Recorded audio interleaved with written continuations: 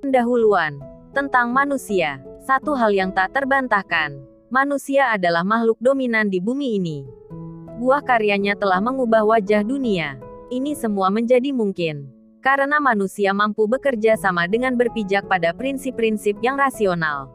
Kerjasama yang erat ini tidak hanya membuat mereka kuat, tetapi juga berkembang melampaui batas-batas fisik mereka sendiri. 500 tahun yang lalu, orang hanya bisa hidup sampai dengan usia 30 atau 40 tahun. Namun kini, di usia yang ke-65, orang masih tetap bisa hidup dengan sehat.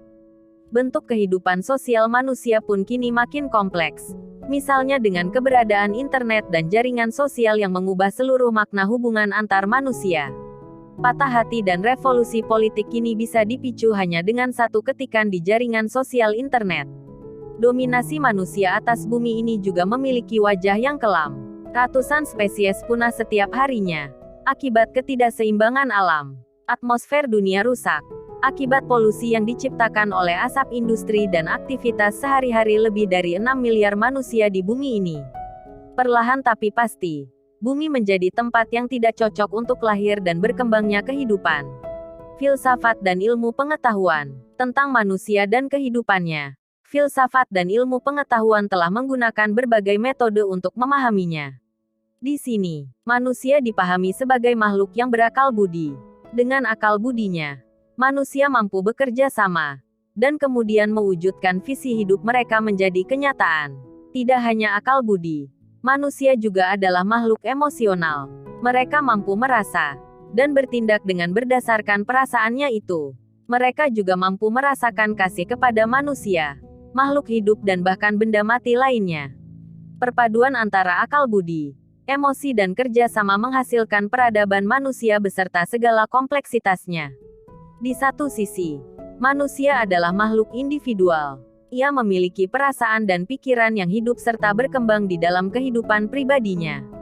Di sisi lain, ia adalah makhluk sosial. Identitasnya ditentukan dalam hubungannya dengan dunianya. Martin Heidegger, filsuf Jerman, mencoba menanggapi secara kritis konsep manusia yang berkembang di dalam filsafat dan ilmu pengetahuan.